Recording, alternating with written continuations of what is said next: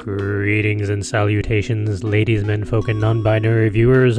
Welcome to another episode of Game Break, a full coverage writer's endeavor where me and my crew take a break from our various creative endeavors and play some video games. I'm Charles, coming to you today with another episode of World and Economica. This is a little slower than I expected. I really thought this would be a little faster paced, or there'd be a little bit more to it. 3 episodes in, and so far we've met the main character, who I do not like. I'll say that out right now. He is a douche. And we've met 2 other characters so far. And now we're all in a church together. So let's find out what goes down in the church. I said load. Alright. Morning. The first thing I did was confirm that I could survive another day. I figured I'd inspect my things and decided to look for the bag I was clutching before. But then I realized it was gone, and a shiver went down my spine. This is a nice little room. Nice little morning music.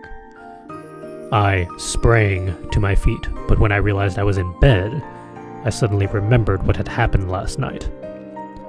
This wasn't a booth in a dodgy internet cafe, but a house connected to a church, managed by a strange woman named Lisa.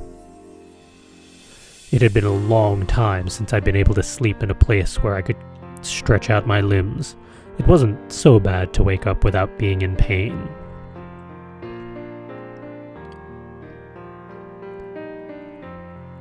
Good morning. You're up early. Still in the worn-out, old clothing I'd borrowed last night, I walked into the living room, where Lisa was sitting in a corner with a computer. Looking at the book-like organic display, it didn't look like she was just messing around.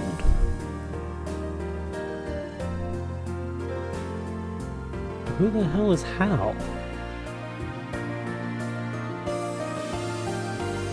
Except, no wait, who the hell is Hal? There was Yoshi, there was Lisa, and there was Hagana. Those are the 3 main characters we've met so far.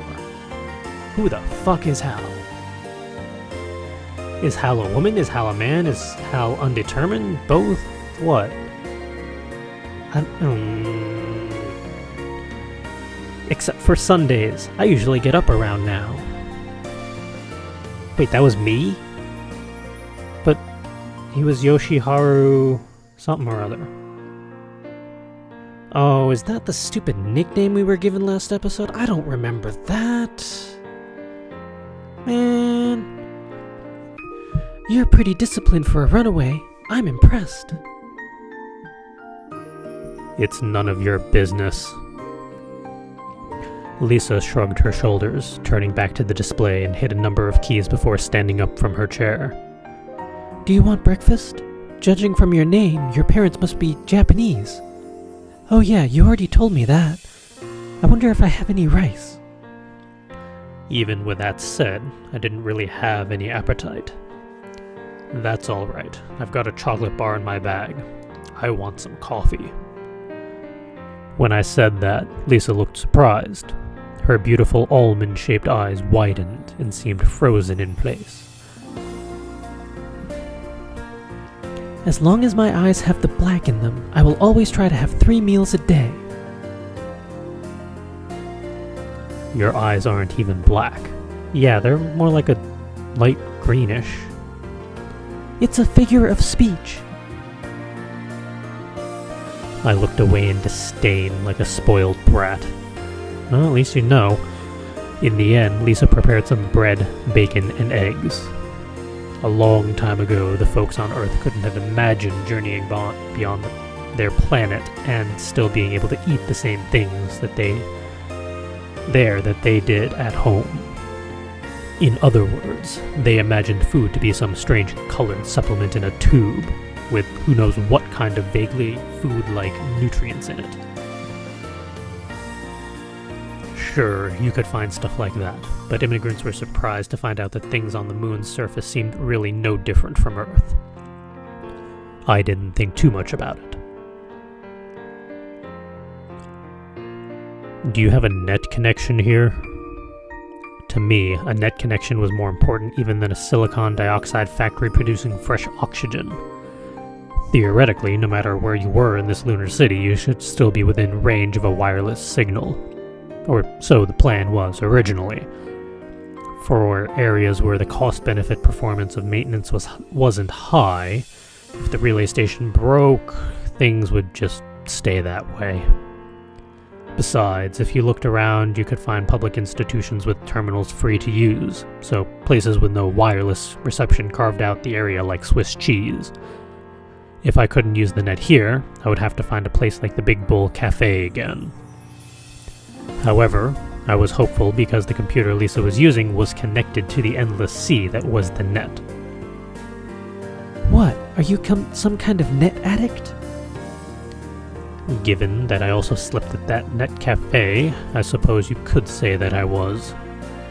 However, as I turned on my mobile PC, I was lost as to how I should respond. It wasn't against the law to say that I was trading stocks as a minor. From that point of view, it wasn't a problem to just say so. The problem was that I was raking in the cash by normal standards. Even for the 6th outer station, this appeared to be a lower income area. Did the inhabitants here earn about 1,000 mools a month? 2,000 mools? Or better yet, did anyone here hold down any steady work? It wasn't very clear if this church had any money. A good poker player never shows his hand, or so they say, so I should assume that they had some hidden away monetary reserves. I lowered my head like a turtle as I spoke. Something more important than even a name, perhaps? Lisa didn't even persist in asking my real name. I thought I told her.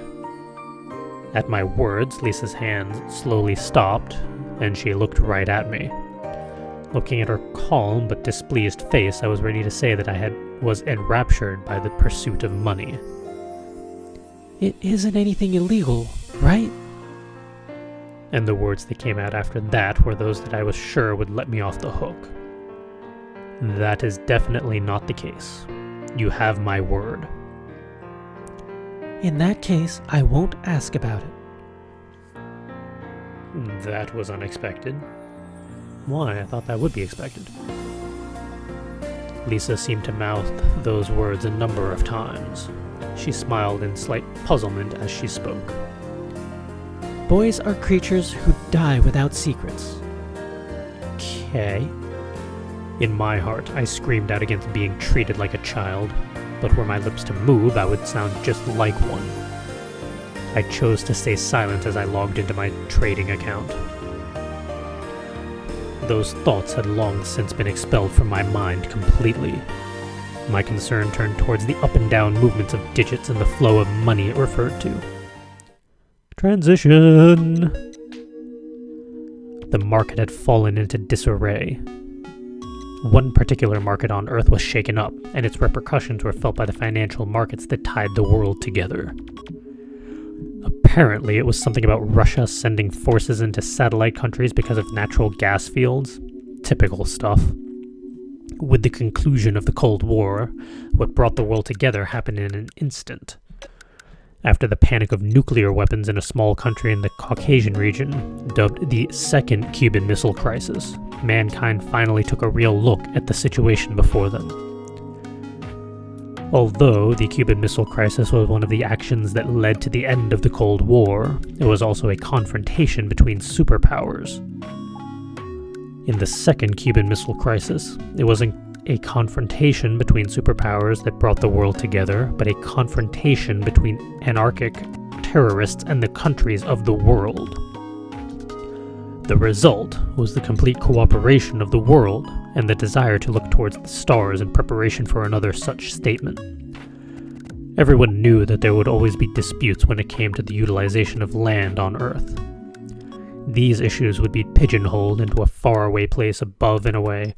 Literally, with the development of the space elevator, Major technological breakthroughs were made at breakneck speed during the development of lunar cities.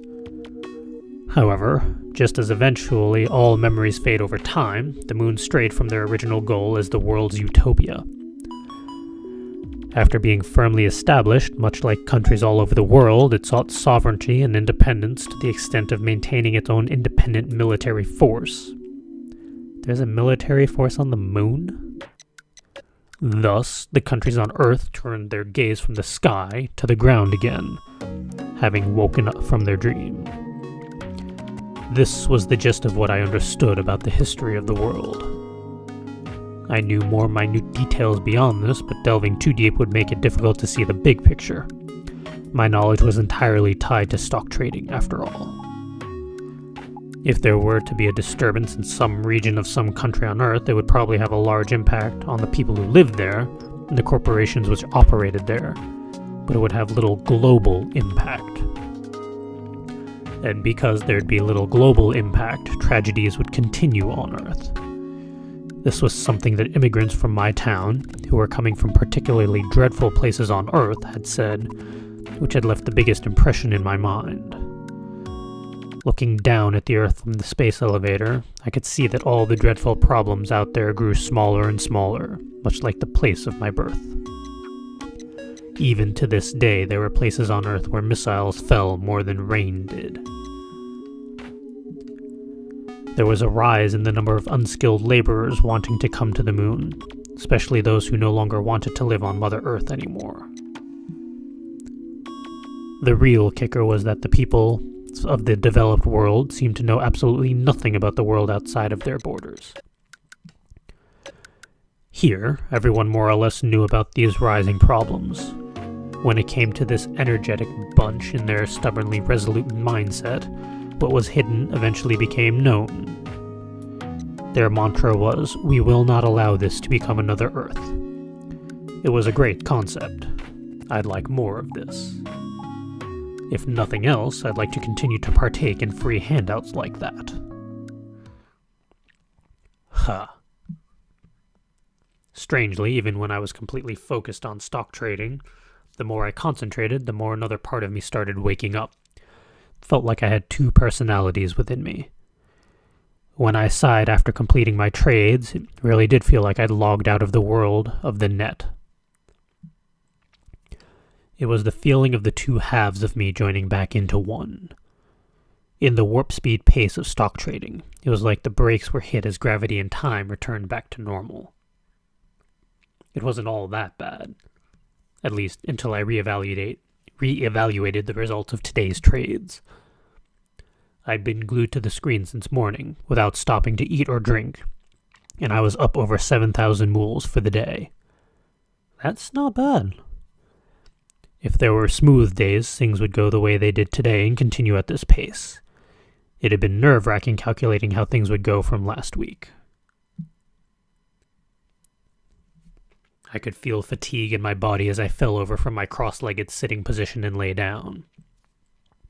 Transition. Only in this moment was my mind blank. Even in my dreams, I'd be handling financial transactions. So this moment was probably more relaxing than when I was sleeping.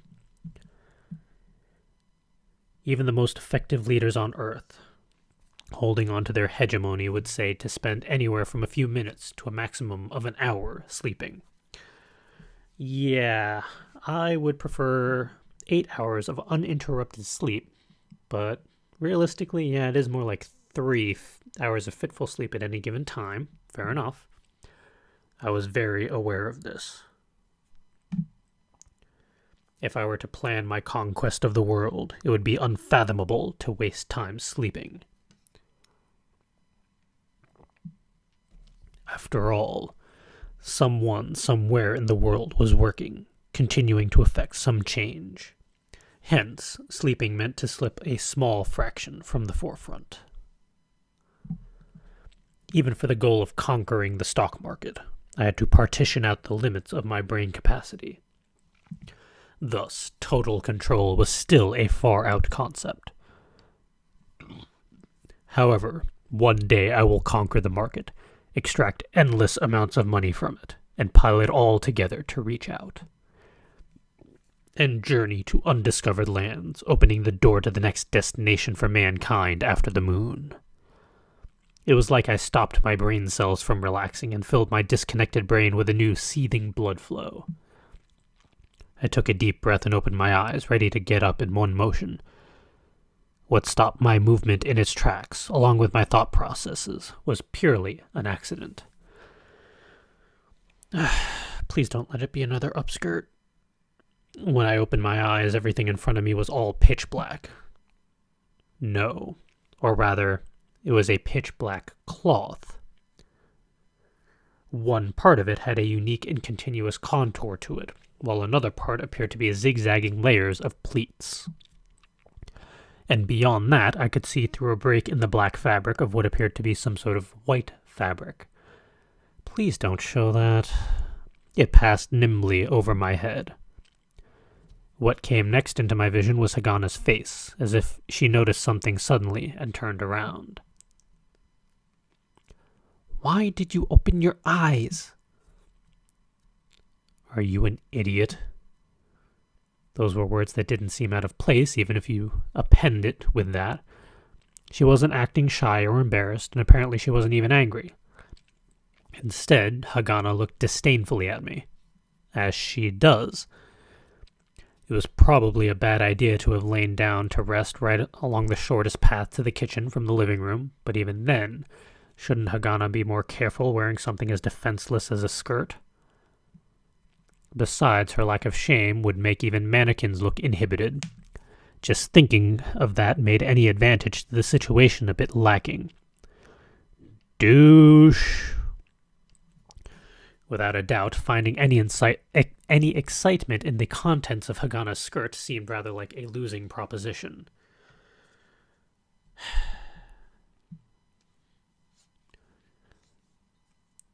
I'd like to stay a rational person if possible.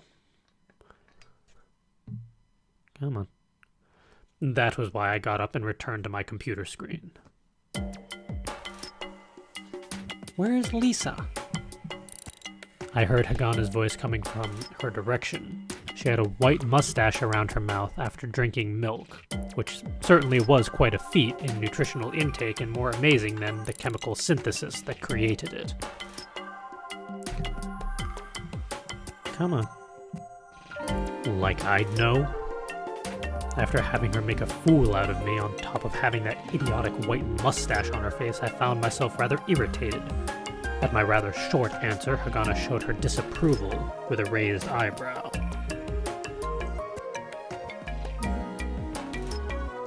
Are you going to load? Come on. Mouse is being silly. There we go. Haven't you been here the whole time? Why don't you know? Are you an idiot? I started feeling like every sentence she spoke would have those words tagged silently onto the end. It was true that I'd been here the whole time, but I did not notice her getting up and leaving me behind during my deep concentration. I considered explaining that to her, but I found it to be so annoying that I just disregarded the thought. And in doing so, I heard the darndest thing from Hagana.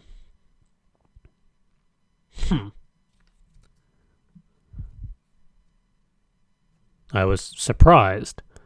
In fact, you could say that it was as if my brain shorted out, and for a brief moment everything was blank. I turned around and just looked at Hagana with a "what?"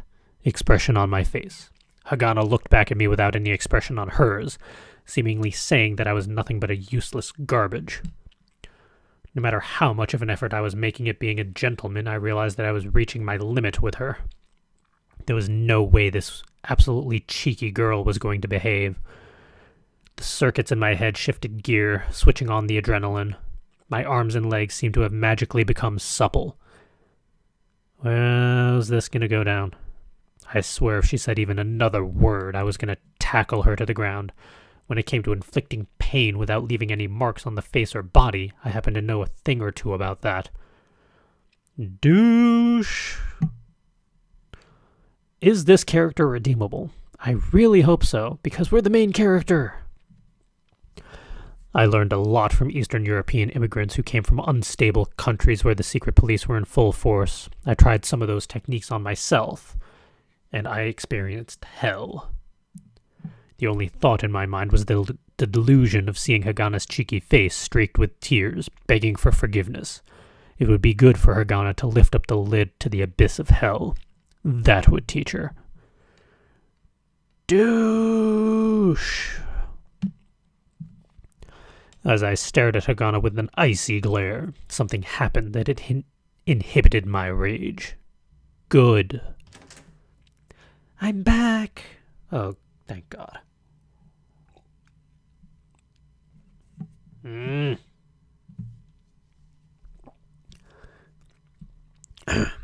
Lisa returned through a door in the corridor that probably led to the church proper. In her hand was a burlap bag filled to the brim with all sorts of things. It was a city policy to reuse anything that was reusable as much as possible. This led me to believe that her burlap bag was certainly an example of that, given all the multiple patch marks on it. As soon as she entered the living room, Lisa seemed to sense what was going on. Or rather, it would be obvious even to an idiot, what with Hagana silently staring daggers at me. I paid Hagana no attention at all as I turned my attention back to the computer screen. Hagana! When Lisa called her name, Hagana turned to her like a dog to its owner. You'll kill off brain cells if you stay angry like that. The heck was that? I looked up and, of all things, saw Hagana nod in agreement. Are you so easily convinced by something said to trick children? As I looked on, dumbfounded, Hagana seemed to have given up dealing with me and proceeded to rub her fingers along her forehead. And then she closed her eyes, skillfully pouring milk into her cup, and had a second drink. Before she drank it, she went through this mantra. Calcium appeases anger. Exactly. It didn't seem like she was trying to pull a fast one, but I was stumped as to whether this was all a ploy or not. The only thing I knew about was that Hagana hated my guts. You kind of deserve it. I was sure that bit about calcium was a snide remark at me. It wasn't so much that her anger had subsided as it was expressed in a different manner. Hagana finished her drink, then watched Lisa throw her groceries into the refrigerator. Lisa, auditorium key. Huh? Oh, didn't I give it to you? You didn't give it to me, and I also checked everywhere just in case. The only other possibility was that Lisa still had it, or he stole... Oh, right. Hold on a minute. With expert skill, and before Hagana even lifted a finger to point at me, Lisa went into action, searching her pockets and burlap bag. It was apparently hidden away in her wallet. This always happens when I make a habit of putting slim items in my wallet. Will you have enough time? Even if I'm late, I will have to precisely explain everything. The fact that it was Lisa's fault, not mine. She said it without even skipping a beat. It wasn't something one would be happy about, but as Lisa was unfazed by her words, it looked like this was fairly normal. That is true. Well, you'd better explain my screw-up clearly then. Yes, a simple reason. Hagana said as she took the key and turned away.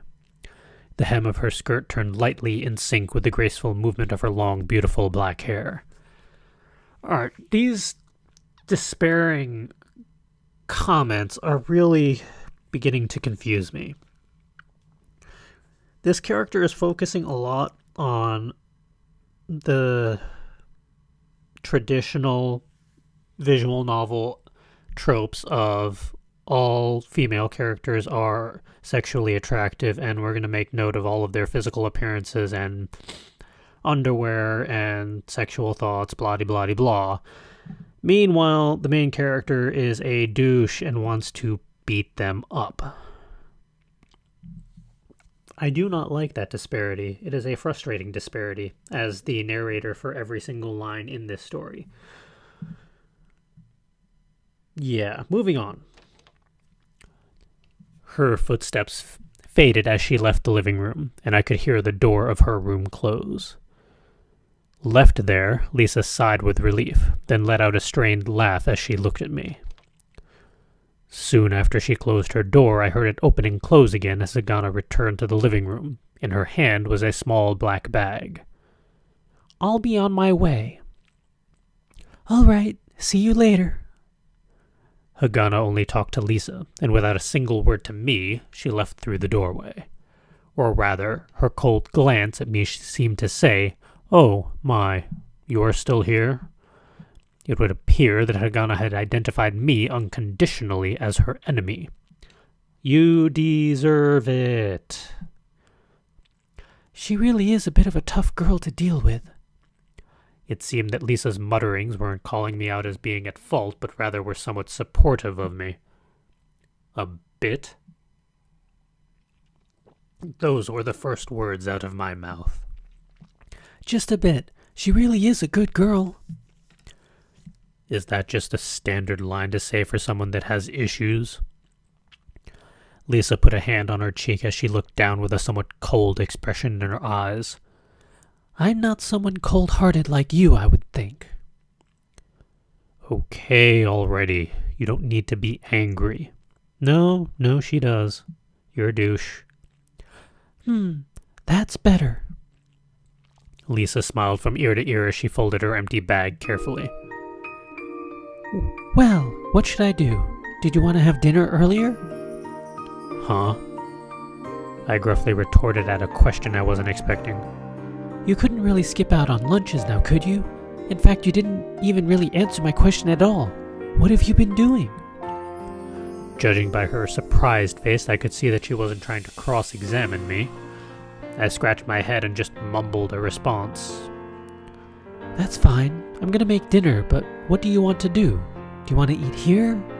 Of course, it is cheaper than eating out, but I make no guarantees about the taste. You'd better not make such bad jokes. I wanted to respond instinctively, but going out now to find a place for food was just as much of a pain. If nothing else, I didn't have many qualms about that, anyway. If you are offering food, then here is fine. I don't want to deal with the cops anyway. As long as it isn't poisonous, I'm fine with it. She was... well, no, she wasn't the cook at that cafe. She was the waitress. Fair enough. You don't know her skill yet. Not a problem, but if you want to eat now, I'll start cooking then. Well? Huh? Well, wouldn't it be a pain to have to cook multiple times? That is true, but... well... that's a surprise. Didn't think you'd be concerned. I might have run away from home, but that doesn't mean I'm some sort of uncivilized delinquent. You just act like one. Lisa lightly sighed at my insistence. That sounds like something a common thug would say. See? Oh, shut up. That's not helping you, buddy. Regardless of whether I cook now or later, I'm just letting you know that Hagana will be home late. Actually, when I'm not watching out for her, she doesn't properly feed herself, so I was planning on eating with her. However, after seeing what happened earlier, I kind of wonder if you are the same as well. It would appear that there was some great animosity towards me from Hagana. I had no idea what had gotten her panties in a bunch. Did I cop a feel the first time I met her? I hope not, because you're a douche, and you shouldn't be doing that. I don't really remember it all, but she didn't really have much to cop a feel from as far as I could tell. Douche! Of course, it is my intention for all of us to sit at the dinner table in friendship. Good luck with that. Ack. Yeah, you could say that too. That came out of my mouth without thinking. Such a calm, pacifist opinion isn't what I want to hear. Well, a ball that falls to the ground hits with the most force at impact. But things eventually subside, do they not? Such approaches solve many a problem.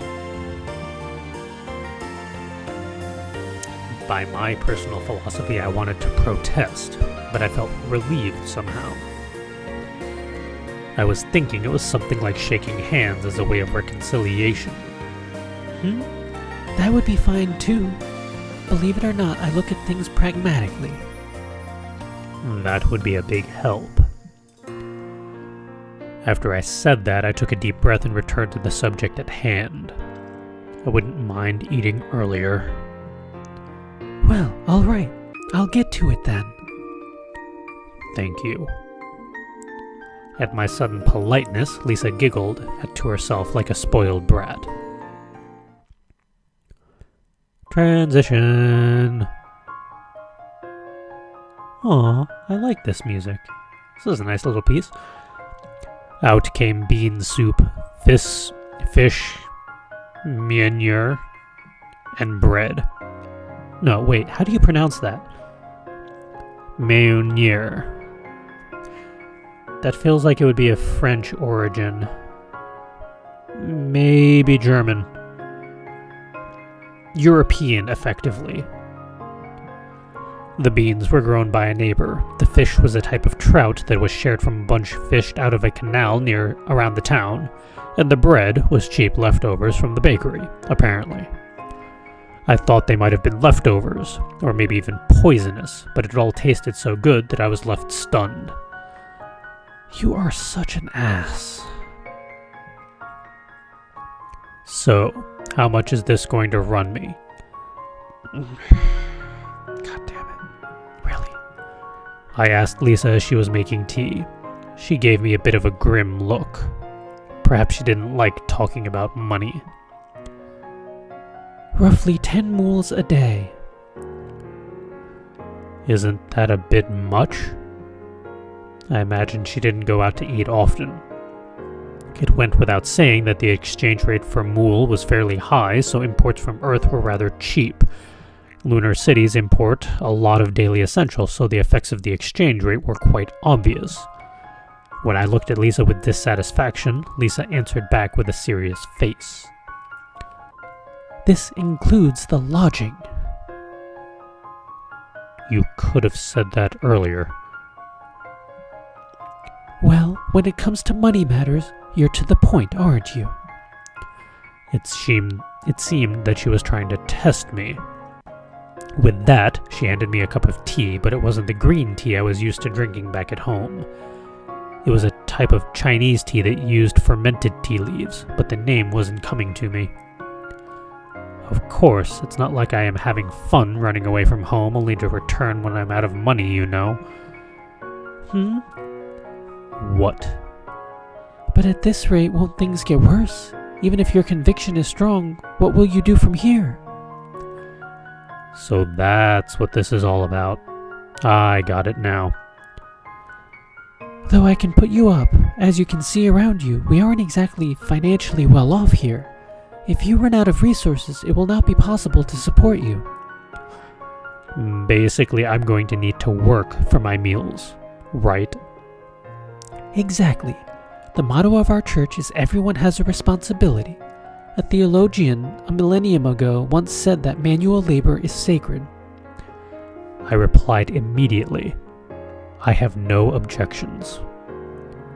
Oh, how honest. Obviously. In that case, I can introduce you to a variety of jobs. What would you be interested in? Huh? While I was out shopping, I gathered together some information from here and there. There are people I've known for a long time, so I can trust them.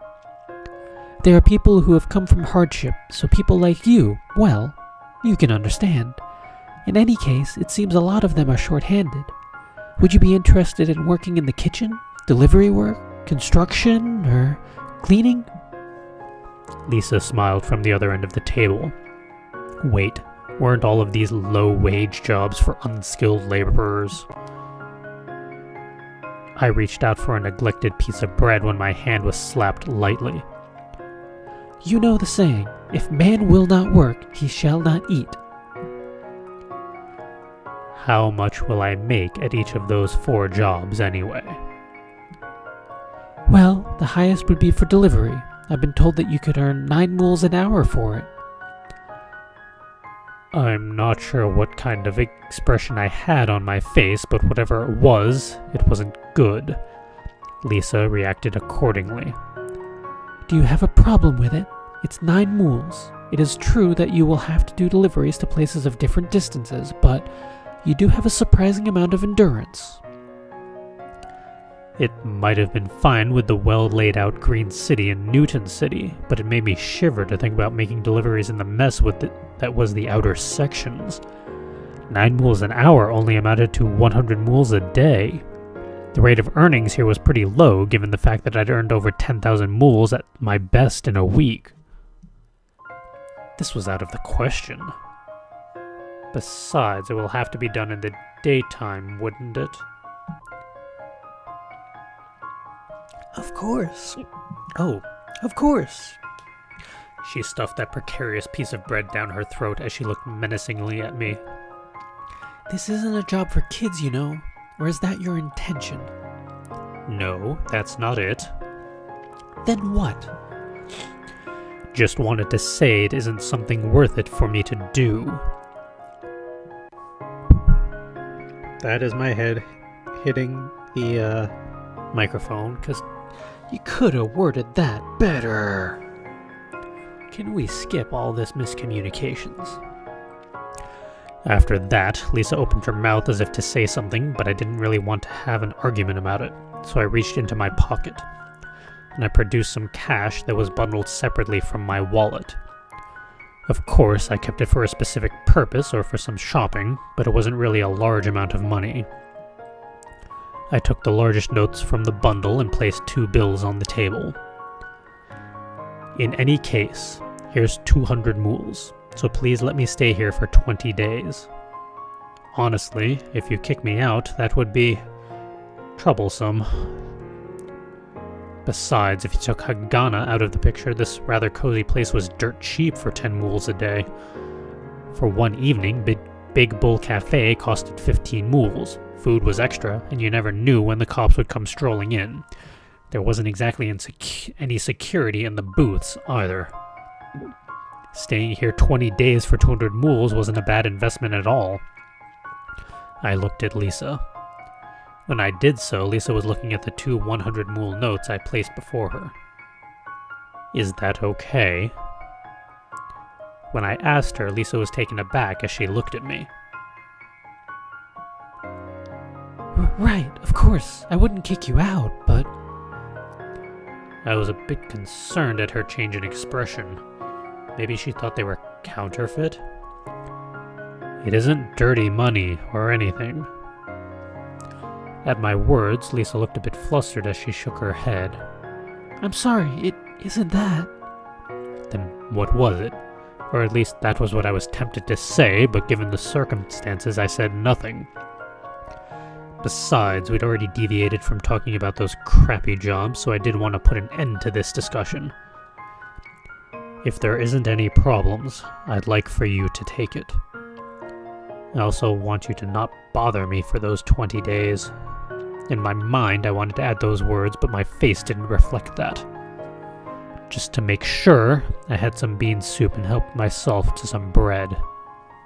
Lisa still looked confused, but then she sighed and nodded her head slowly. Okay, I'll take it. Ah. For a brief moment, things proceeded smoothly under this roof. Then, right after I could finally breathe a sigh of relief... But what will you do after this? This woman was persistent. I couldn't hide my displeasure as my poker face cracked.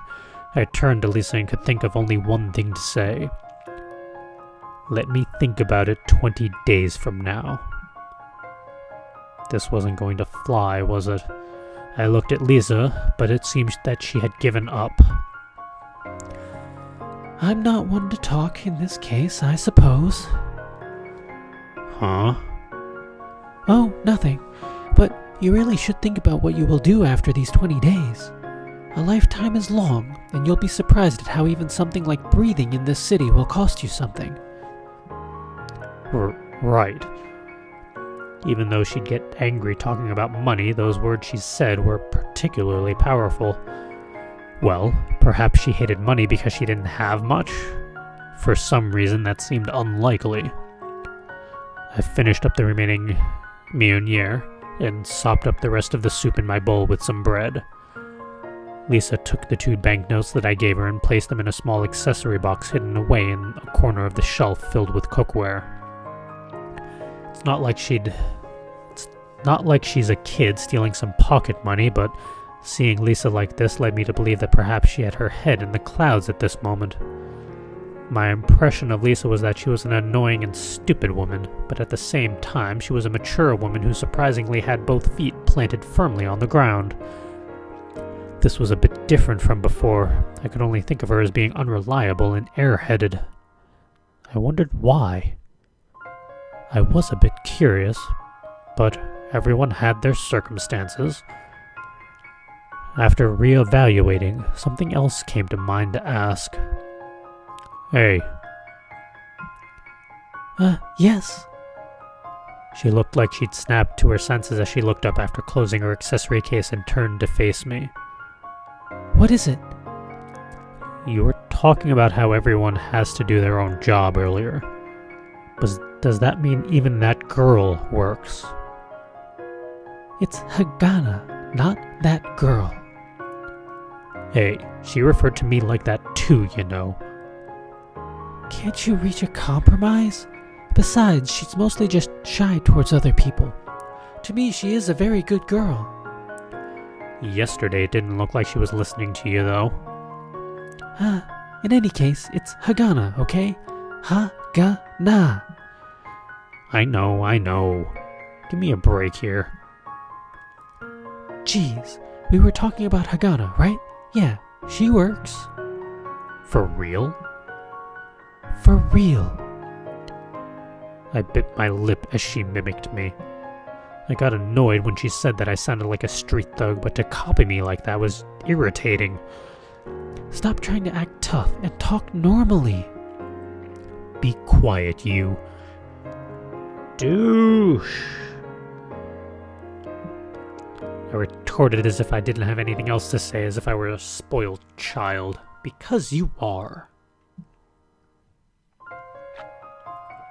Even though it was unbearable, it seemed like I was no match for Lisa. But it is true, though. That girl is working as a teacher. What?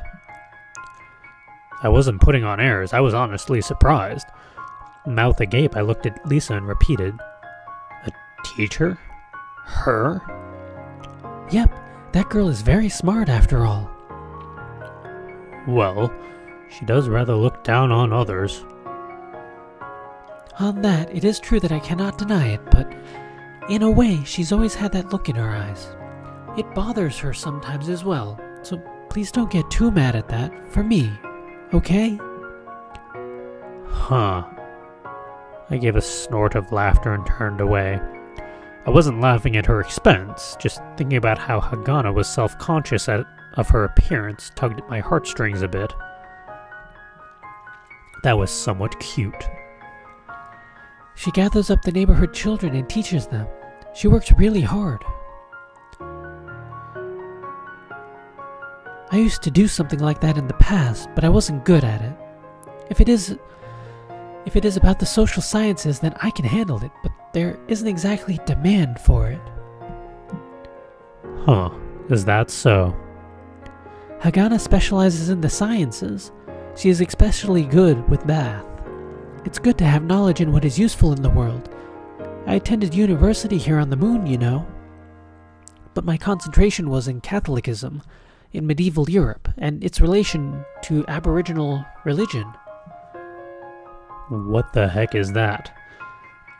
Basically something that is not going to be widely needed. So... But yeah, there isn't anyone on the moon who would be interested in studying Earth history, much less religious history. Even the university professor that had come here to take charge of the curriculum had to earnestly beg me to keep the research going, which was a bit of a shock. Well, if you're going to pay for classes, then definitely math or physics, or if you had even more money, then chemistry or biology. Though medical school is a different matter. In any case, I am well aware of all of this. Exactly. I heard all the time that if not for money, then there is nothing to study. It's a deplorable situation. I didn't know whether or not it was that deplorable, but the only problem was that Lisa had chosen to live her life on the moon. In order to succeed on the moon, there was no time to study literature or history. It would be better to major in math-heavy scientific fields, or focus on economics or management if one were not scientifically inclined. But if Lisa were to have any regrets over this, they would be pretty minuscule. I was able to trust her because somehow it did appear that she had her feet planted firmly on the ground. However, that girl as a teacher, though, I mumbled to myself as I tried to visualize it, in her all-black getup, looking down on others with her eyes and words as she taught from the podium, asking why the students didn't understand what was simple to her. If there was a demand for situations like that, I'd certainly never heard about them. For someone with a short fuse like Hagana to have a bunch of bratty little animals as her students, I questioned whether or not that was really a good idea.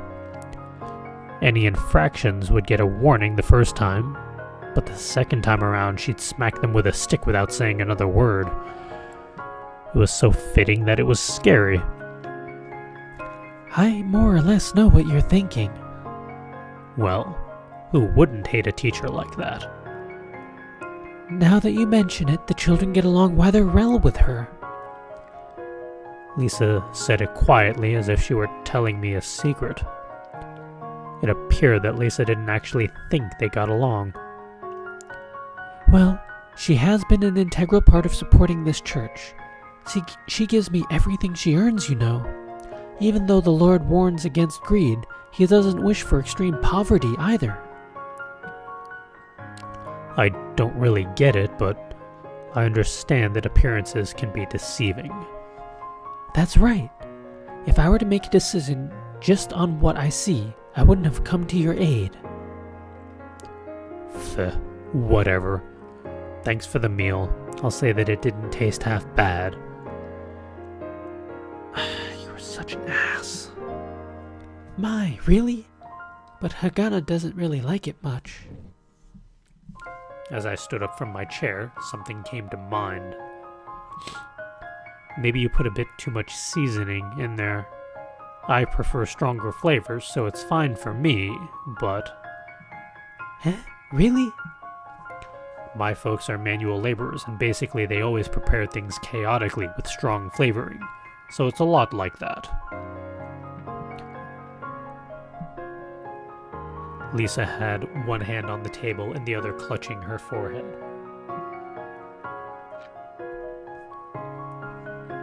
You could say that it was something of a blind spot. I got it. Thanks. The pasta at the Big Bull Cafe mixes salt and garlic very well, and tastes pretty good, by the way. Lisa looked up at the ceiling as if to utter a prayer or something. I shrugged and opened up the computer sitting on the coffee table in front of the sofa and returned to looking for moneymakers.